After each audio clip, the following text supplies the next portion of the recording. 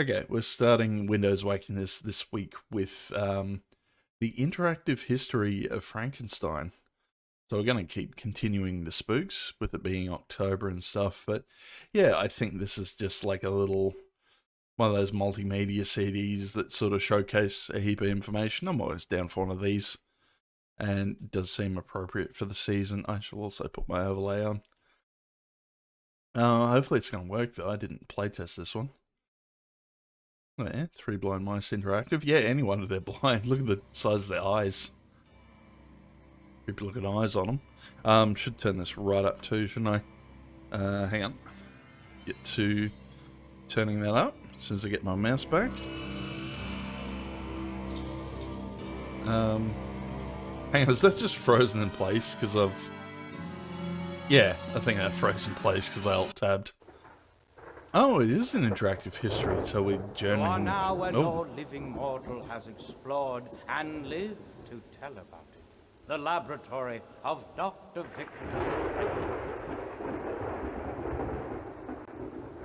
Oh, don't want to let me in though? Now search through these rooms and you will discover all the secrets of the Frankenstein legend. Oh, but cool. be careful. You mustn't awaken the monster, or you may become a permanent resident. Yeah, right. Okay. It's... Oh, we're right into it. I did like the voice actor's take, because it seemed like he was doing a mix of... Say hello, Eagle. Master! Master! Oh. We're the wonderful warm-blooded Get mixed up. creature. Yeah, alright. Now he's doing a Peter You Lorre must Eagle. excuse, Eagle. We don't get many guests here with a pulse. Okay, we getting any more talking points? Or are we just jumping into it? I think we're... No, I saw a skull here before. Oh no, we can move around. Okay. Got skull. Well, let's... Can we just click on the body? It's alive! It's alive! Okay. Oh, hang on. I'm trying to work out what the icons are indicating. Yeah, the skull's like everywhere now. Oh, it is alive. Do we... Oh, no, hang on. Didn't want to exit. Okay. You're leaving? Oh, okay. Some of the audio is playing up. Oh, okay. Frankenstein. Oh, is it? Yeah, righto. I have to... Sorry, I have to keep turning the sound down. It's like all over the place at the moment. It's really shit audio mixing.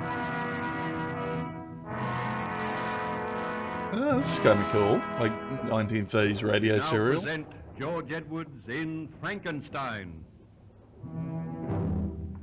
Don't remember who George Edwards was. Baron Frankenstein. I've got a had feeling taken it's going to be refuge like on the legit ship the Voyager, whole thing though. which was icebound somewhere near the North Pole. Oh, hang on. Oh, that's all that's on the radio. We're not going to get like Gold 104 or anything like that. That's a shame. So I guess it's just like, yeah, check out the interesting stuff. It doesn't seem like we can go too far though. These are the fires of Dr. Frankenstein. Everything known about the monster is here, so be careful, you fool. These fires are very secret. Yeah, this is a pretty good Peter Lorre actually. Okay, collectibles. Oh, here we go. So now we can actually check out some cool stuff. Alright, yeah, Sir Boris Karloff, the guy who portrayed Frankenstein way back in the day. I must admit I loved all, like, the behind-the-scenes stuff, because, yeah, like, I think they did that. Yeah, like, it was in black and white, but they painted him green to sort of get that, like, sickly kind of color. Yeah, a lot of Karloff stuff. So yeah, I guess they went to someone's collection and yeah, like reproduced all their stills or something. Yeah, that's the man himself. Oh, that's it for... Okay. Soundtrack from the Bride of Frankenstein, out of print collectibles.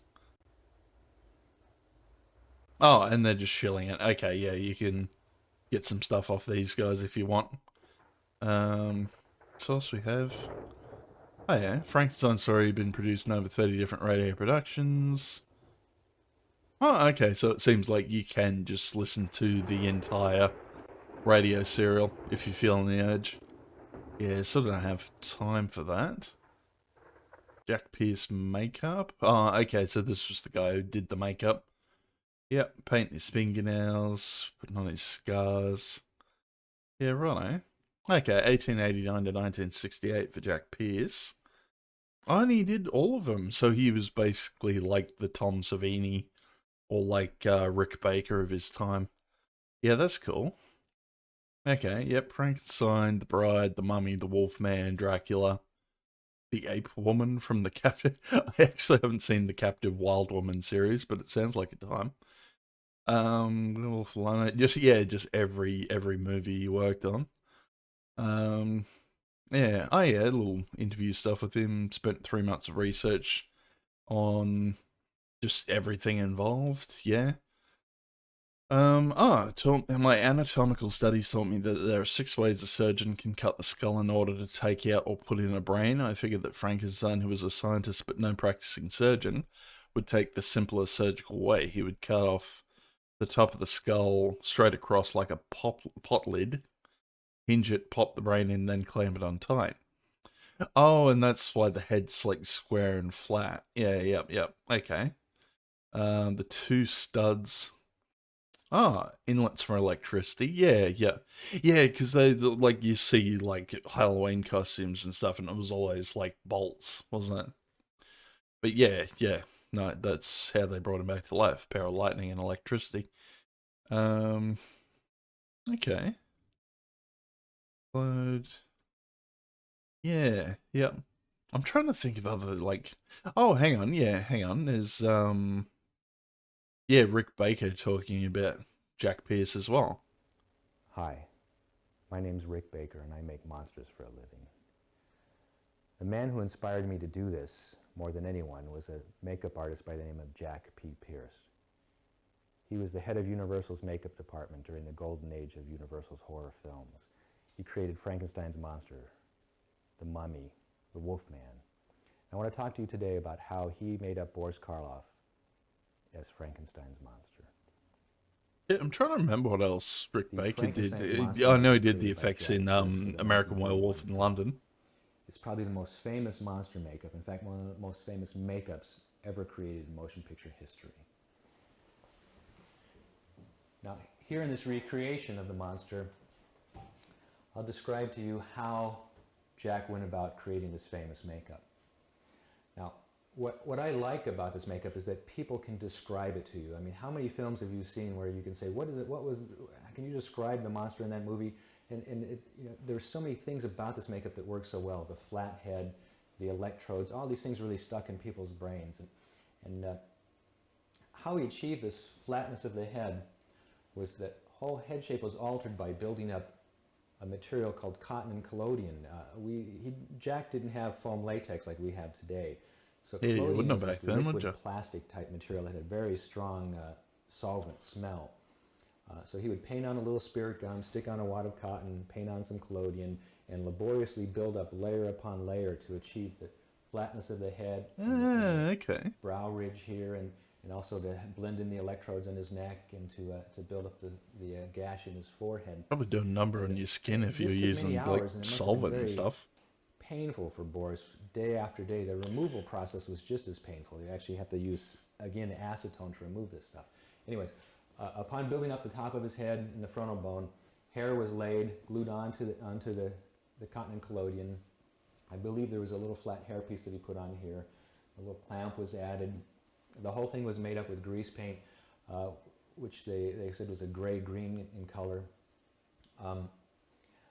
The heavy eyelids was Boris Karloff's suggestion. He felt in an earlier makeup test that his eyes were just too bright and too alive, so he suggested to Jack that he actually do something to hold the lids down. So he built up, out of mortician's wax, Oh, this that's heavy messed eyelid, up. which actually held Karloff's lids down, and Karloff accentuated it by rolling his eyes up in his head. Yeah, And right. Karloff also suggested that he remove his bridge on his right side here so that he could suck in his cheek, and it gave it this interesting, like, asymmetrical quality. Jack accentuated that by shading this area. And what I think is interesting is this shaded sunken in cheek through the history of the films actually evolved eventually to like a beauty mark, like a little mole by the time it got to Bela Lugosi and Frankenstein Meets the Wolfman. But this I feel is like one of the all-time great makeups, and I think it'll never be topped. I just hope someday in my career I'll be able to do a makeup that'll be as memorable as this. Man, shit, I should try and remember. Yeah, still actually trying to remember like other stuff Rick Baker's done. But I know he's worked on a heap over the years though. Shit, how do we get out of this now? Oh, back to the folder. Yeah, there we go. Oh yeah, color footage. Yeah, yep. So we saw all that. Oh yeah, the home movies were interesting. I remember seeing like behind the scenes one, and yeah, Boris Karloff's like got his kid there, and the kid is like absolutely terrified. Yeah, there we go. Yeah, it's sort of like greeny grey. When he was attacked by people who got frightened and panicked. And when they attacked him, he attacked back naturally, and being rather big and strong, he was dangerous. Yeah, I did hear it was pretty good natured. Consider, yeah, that's the craziest thing I keep hearing about, like yeah, like villains and like monsters in movies. That the people playing them are like some of the most down to earth and good natured people you'll ever meet, because yeah, like they're just playing it up. Like it's sort of an avenue in their brain that they naturally don't follow. But yeah, it was cool to see. Like I know a lot of people mentioned what's his face? Angus Scrim or Scrimshaw, the tall man from Phantasm. Everyone said like he was super nice. Um yeah, probably yeah, well another Frankenstein you got was The Bride. Yeah, from The Bride with Clancy Brown as the monster, and yeah, he's supposed to be pretty nice too. Oh, you get biographies on everyone? Okay. Back to the monster. Oh, that's kind of cool. They're using the old morph tool and show their little transformation from actor to monster. And yeah, 69 for Boris Karloff, wasn't it? Oh yeah, his little filmography. Yeah, because I'm trying to remember. I have seen the original Frankenstein, but it's been a while, and the only sort of scene that pops to mind is like when he throws the girl in the river and the girl drowns because he's not aware that she can't swim. And they kind of made fun of it in Young Frankenstein. They're like throwing stuff in the water, and the girl's like, I wonder what we can throw in next. And then Peter Ball just gives you that look to the camera. Yeah, I thought that was funny. Oh, yeah, Lon Chaney Jr. as well. So that was the Wolfman. Hang on, what was that about? Something about Of Mice and Men up there. Oh, he was in Of Mice and Men. Really? I think I have seen the 30s version. When was that? Hang on, Lon Chaney. Old Meow, Singing Cowboy. Machine Rides Again. Oh, it might have been a later version, because I do remember watching like a 30s version of Mice and Men, and it had Burgess Meredith as what's his face, George, not Lenny. George, it probably wouldn't make a very good Lenny. I still have to watch the like Gary Sinise, John Malkovich one of that. I heard really good things, but yeah. Oh, okay. No, that's right. He did the Wolfman, and he also did Frankenstein on for other versions. He kind of looks like Civvy there, if I'm being honest. And yeah, Bela Lugosi. They didn't really have to do much with. Oh no, he did a take on it. Yeah, I keep forgetting there was like a lot of roll around with the actors. If they couldn't get one of them, they'd just do up one of the other ones. Yeah, I forgot he did do Thingo as well. And I'm going to scroll down. I'm assuming his last role was Plan 9 from Outer Space. Yep, Plan 9 from Outer Space. Yeah, because he died while they were finishing it, and then they had to do scenes where they got his chiropractor to just put like a cape in front of his face. And yeah, classic boy as well, Christopher Lee. But yeah, also known. Oh, his take on, yeah, that's a good Frankenstein as well. Yeah, but yeah, more known as Dracula. No, that's cool. So do we? Okay, TV. Oh, hang on, we didn't check TV for stuff. Yeah, that's right. There was a whole thing of there was like an Abbott and Costello movie with yeah, meets Frankenstein, I think. Okay, and then just, oh, they were going to do a TV series of like Hammer films. Yeah, righto. Yeah, that's cool. Route 60 next. Is that? No, that's Lon Chaney there, isn't it? Yeah, yeah. Tales of Tomorrow. Oh, not much in the way of like media for this one, is there? Um, British made for TV movie. Ooh, 1968 Ian Holm as Frankenstein. Yeah, I might have tracked that one down. Don't know where the hell I'd find that. Yeah, that's a bit different. And then later ones, yeah, because I actually was watching Alien and Aliens again the other day. And yeah, The Munsters was probably the other like standout one. I never watched it. I always grew up with the what's his face, the Addams Family movies. Never actually sat down and watched The Munsters. Oh, they're just they're just giving you things about the, yeah, just synopses of like the episodes from the show. Okay. What else we got for? No, I don't want to go to the monsters. We got some pictures though. Oh yeah, lobby cards. Yeah, righto. Yeah, it was so goofy that too, and yeah, like it was perfect for the time because it was like 30 years after all the big famous, you know, Universal monster movies. And yeah, it was supposed to be a fun little parody. I can't remember, because the guy who played Grandpa Monster did a lot of stuff. I think he had like a restaurant or something like that. But no, that's cool. What else we got in here though? Oh yeah, about Mary Shelley herself. Oh, she wasn't a looker.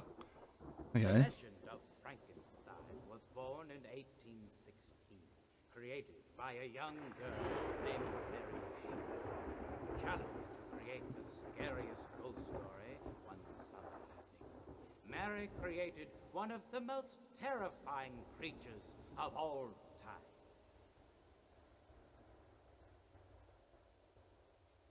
Oh, bloody hell. Okay, so she had a fair bit of tragedy in life from the looks of things. Yep. Eloped with Percy Shelley. Had a kid died. Had a couple of kids. A couple of family members ended themselves. Finished writing Frankenstein in 1817. Had a girl. Daughter dies, yeah, yep. Son dies, bloody hell, okay. Yeah. Fifth pregnancy didn't work out. Oh, jeez, okay. So she definitely went through some stuff.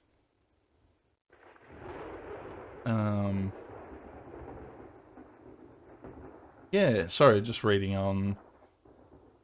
Yeah, it seems to be a whole story about how she came to write Frankenstein, which I don't even want to paraphrase that. Look how much is there. Yep, okay, we'll leave that there then. Are there any other files? Or was that... No, that was it for files, okay. So what was here? Oh, we got some movie clips. We'll probably get claimed for some of these. Theater of Terror. Do we at least have, Highlights and movie trailers from the best and the worst of the Frankenstein film. Okay. You can choose from Thomas Edison's rare 1910 version. Ooh, that's of kinda the cool. Frankenstein story, right up to Robert De Niro's portrayal of the monster in TriStar's Mary Shelley's Frankenstein. Oh, which would have come out about the time this came out, yeah.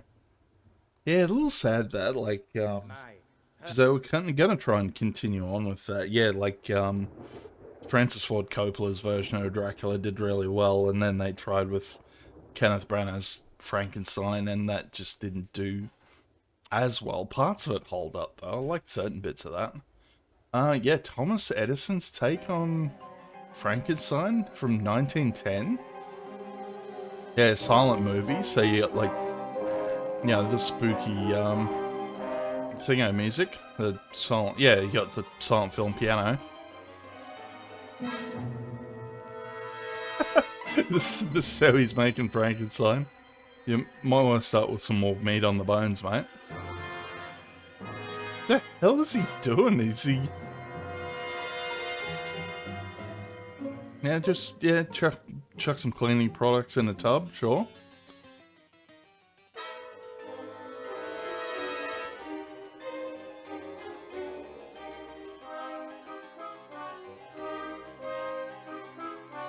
Yeah, this is kind of cool, though, like...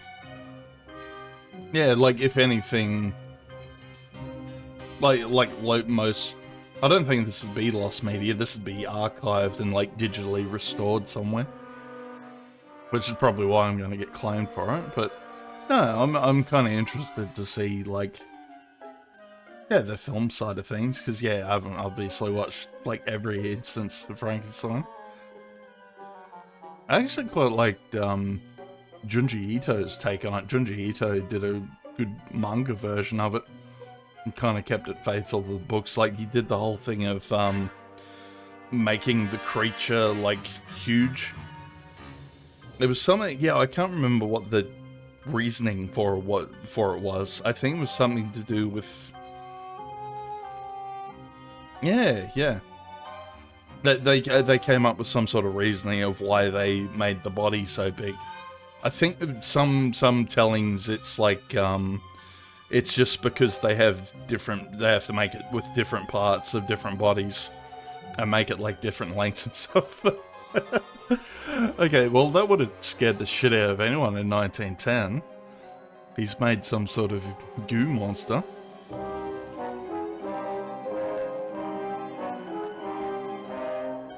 But no, I actually want to check out some more silent film, if anything. So I remember watching Metropolis a while back and had a ball with that, especially because I found the one that was produced by Giorgio Moroder, and it had all this like cool 80s music in it.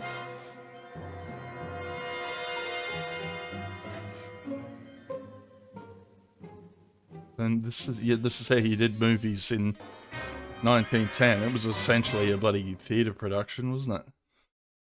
Yeah, that's cool as shit, though. Yeah, do some... Oh, so it's a trailer for the original Frankenstein. Yeah, right.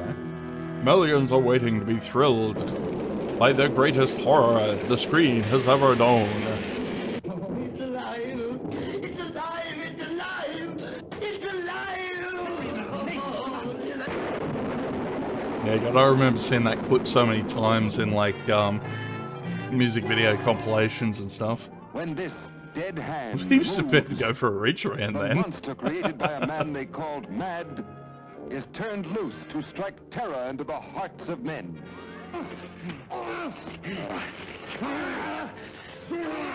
To shock women into uncontrolled hysteria. I've actually heard that... Hang on, can I pause this? Yeah, no, I've legit heard that sample before. That's in, like, one of the little intro skits from an MF Doom album. I think it's from Mad Villainy. Yeah, it's, like, right at the start of Mad Villainy. Oh, that's cool. Yeah, because I always love that with, like, Doom stuff, trying to figure out where the samples for his stuff has come from. That's awesome. To prey Oh, on the yeah, there's innocence a scene children. of... This is the story you've heard about, talked about. Okay. The spine-tingling, blood-chilling story that stuns your emotions. Frankenstein. Don't touch that! Yeah, that also from Thingo, from Mad Villainy. And I remember that was a thing. Yeah, no, I remember something about Karloff actually having like issues with his back for a while because yeah, big guy. They assumed he could pick up really heavy stuff, and yeah, he ended up doing his back after a while. Yeah, that's cool. Alright. Yeah, I might even see if I can track down somebody, some of these. Like, I'm sure, like, it's pretty easy to find, like, old school stuff on YouTube. I don't know what other ones I kind of want to see, though. I might do... Actually, maybe do Bride of Frankenstein, because that's the one I gotta watch next. If you have a weak heart, better leave now, because...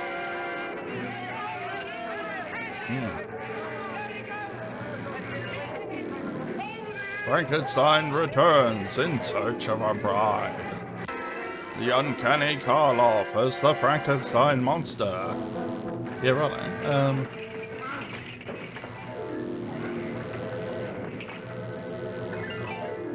Oh yeah. Yeah, Valerie Hobson's been alright.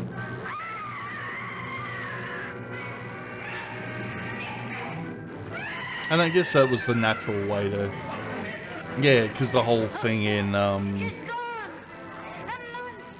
yeah, the original story was, yeah, like, the creature's like, yeah, I'll leave you alone, Frankenstein, as long as you build me a wife in the same way. You can run off together, and then the story kind of deviates, I don't know.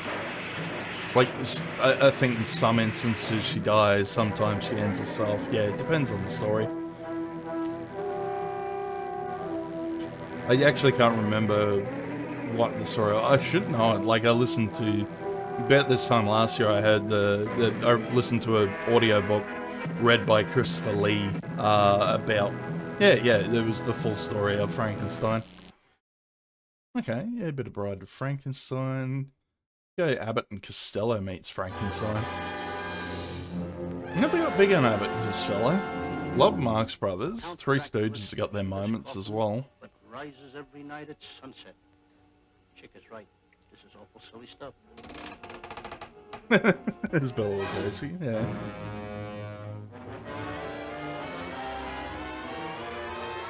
And this was, yeah, this had like... Come on, take it all out. I gotta check the year, but yeah, it didn't seem to take them long to like parody this. The nation's top comics, Abbott and Costello. Petrified, but hilariously. Plus the dangerous and terrifying Wolfman, played by Lon Chaney. Plus that fiend out of a nightmare, the vampire Batman, Count Dracula, played by Bela Lugosi. Oh, yeah. Yeah, is it really parody if you're getting the actual actors? It's always been an interesting question, that, because I remember they did that with Hot Shots 2, having, like, Richard Crenna as, like, his, like, Colonel character from Rambo.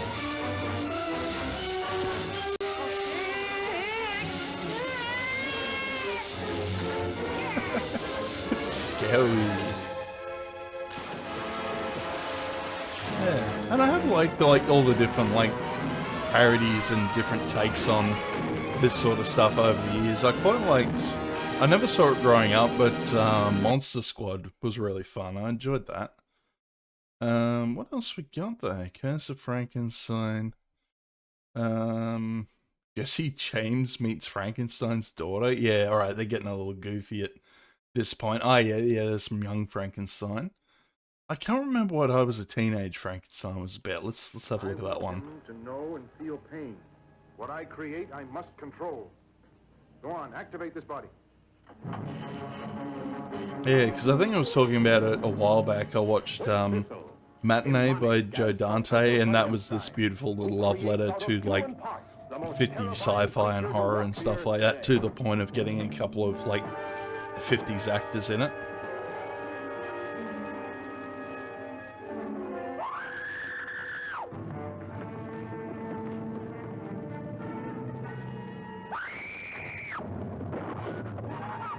First those teenage Frankensteins.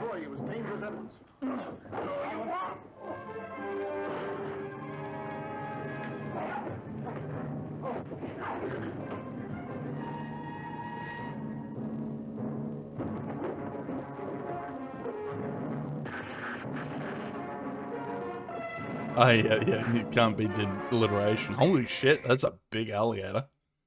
Wow. And now the... I guess they didn't have the best quality film reel for that one. Alright, yeah, gotta check Young Frankenstein as well, because that one was awesome. Yeah, like, that was... like, Young Frankenstein was a parody, but it was also a massive love letter to the old ones, to the point where they like filmed on the sets where the originals were filmed, and even got like some of the equipment and stuff they used for it as well.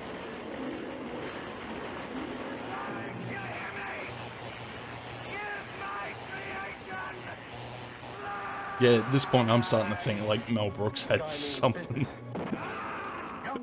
going on, because he's pushing a... I think he's 100... No, Dick Van Dyke's 100 in December. Yeah, that's right. That's the one I was talking about. As Dr. Frankenstein. That's Frankenstein. But what about your grandfather's work, sir? Yeah, I forgot about that guy. Yeah, that guy's the original voice of Brainy Smurf from Smurfs. That also... Oh, they're going to show Gene Hackman? Oh, no, Gene Hackman. My grandfather used to work for your grandfather. I'm sure we'll get along splendidly. Oh, sorry. Horace Leachman. Ah, yeah, fucking love Cloris Leachman as well. I think I'm just gonna have to watch this to sub, because it's a fucking classic movie. Like, yeah, I'd only ever watched, like, Blazing Saddles growing up. But I've since seen other, like, Mel Brooks ones, and this one's up there with Blazing Saddles. Carrie Gar as Inga. Would you like to have a roll in the hay? Roll, roll, roll. Kenneth Mars as Yeah, I've been seeing a bit of stuff with Kenneth Mars as well. He did some voice acting for a little bit too. and Madeline Kahn as Elizabeth. Where am I? Yeah. Yeah. I thought he did actually have the hots for Madeline Kahn for a little bit after Blazing Saddles. I'm not afraid of you. I have to be back by 11:30. I'm expecting a very important call.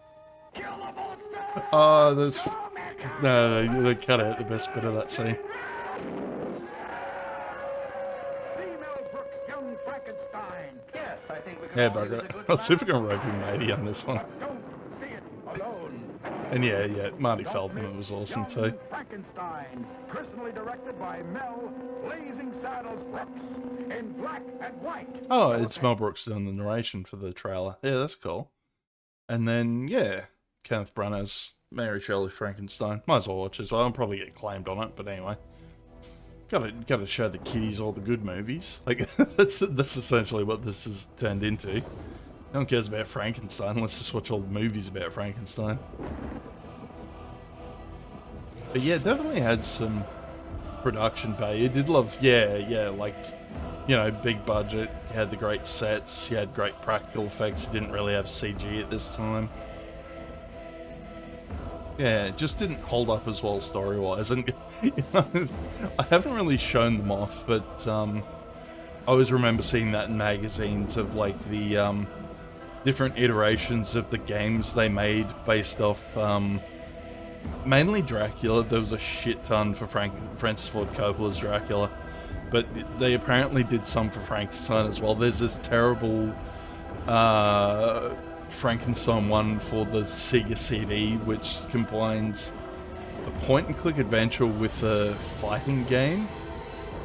So you're like the Frankenstein's monster fighting like wolves and old maids, but it's like, yeah, like a proper side-scrolling fighting game. It's pretty weird. It's, yeah, I think Nintendo completed a long play a while back. Yeah.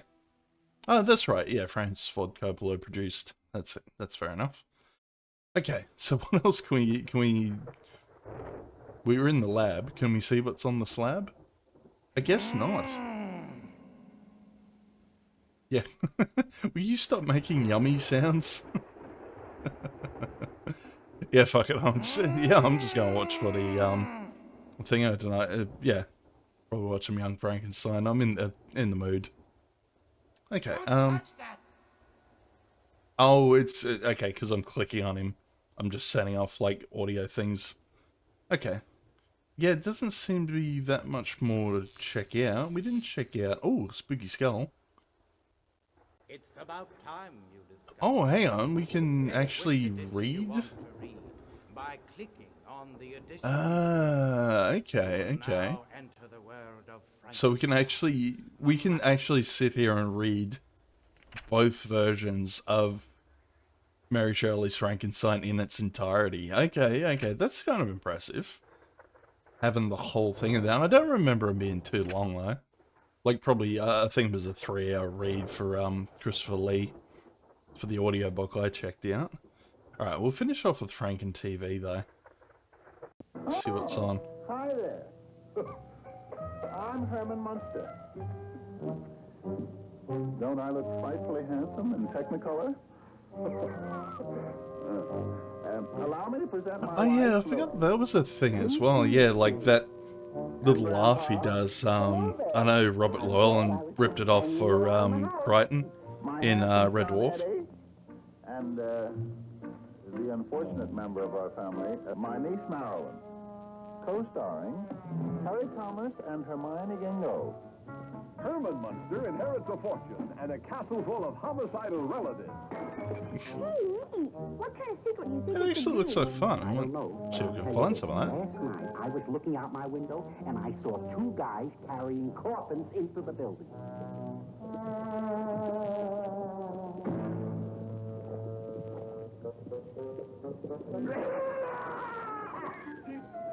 Oh, quiet, Father. I'm trying to think. Yeah. Come on, guys. He definitely did get up some shenanigans. What else we got for the... Was that it? Oh, that's all it was. Just a little trailer for the monsters. Okay. Alright. No, that was cool, though. Interesting to look into the history of Frankenstein. Hang on, Kevin Pollak? Did...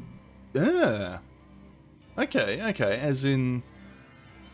Yeah, no, look up Kevin Pollak. He's an actual...